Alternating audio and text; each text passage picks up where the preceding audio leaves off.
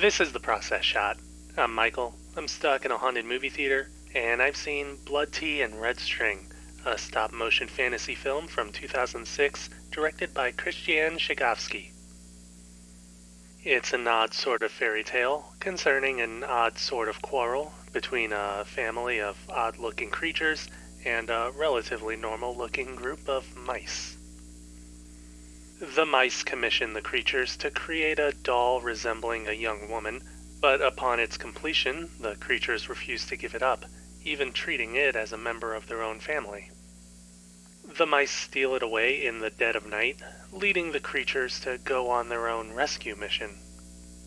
Of course, it's not an easy journey, rife with unusual dangers, mystic figures, and perhaps one or two barters or bargains to be made. Meanwhile, the mice may very well be their own undoing as they celebrate their victory.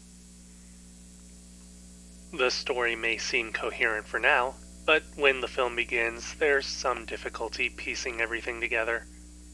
That's mostly because the whole movie is without dialogue, with characters making naturalistic noises and leaving their actions and motivations entirely up to how the audience interprets their body language. This might make for a confusing story, but given the simplicity of the conflict, it does work out given the basic roles being fulfilled in all of this. On a similar note, there is actually something that could be said about how the creatures seem to exhibit individual character traits, while the mice are almost literally interchangeable. It's probably no stretch to say that, like many classic fairy tales, this story also has its fair share of allegories and allusions. In this case, a story of class-based exploitation and conflict, as well as a disregard for creation and artistry, in favor of simply having something as if it were a toy or a collectible. There is even one mouse who acts against the norm by seeing the doll as more than a conquest, confusing the others who would otherwise ignore the damage that they cause. The journey of the creatures veers a bit more into classical fantasy elements, rather than any direct allegory. The world building within these scenes does present a rather interesting landscape filled with ambiguity, keeping the stakes high even when it seems like smooth sailing. Speaking of world building, the actual physical construction of the film and its stop-motion animation is very much a high point in this discussion. The film has an extremely unique look in its art design, which almost seems to take traditional fairy tale imagery and bring it to life through handmade means of creation, resulting in the world having a very gritty and dirty look. It almost comes to ignore the usual comforts of these fantasy settings and all but say that it is hiding something grotesque under the surface.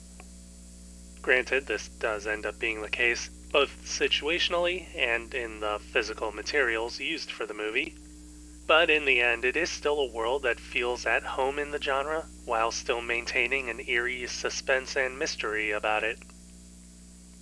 Other visual elements keep this up. Most of all, the use of color and how scenes are effectively flooded in saturated tones and palettes, whether they be of the natural world around the creatures and its blues and greens, or the home of the mice, which is bathed in reds and blacks and uses very sparse lighting. It's an effective means of visual storytelling that says a lot without actually voicing anything.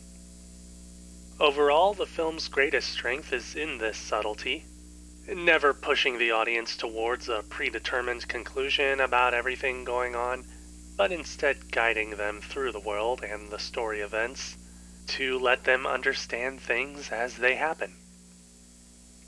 To put it another way, it's like a fairy tale for those who think they're too old for such stories, no matter what there is to learn.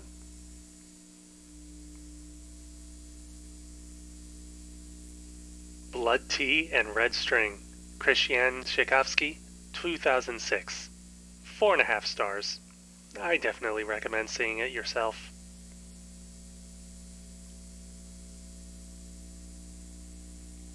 That's it for this review. If you liked it, leave a like. If you have something to add, leave a comment. Subscribe to the channel for more reviews. Part of me feels like I'm overselling or looking too deeply into this movie, and another part of me is just glad that something like this exists. I'm gonna listen more to that one instead.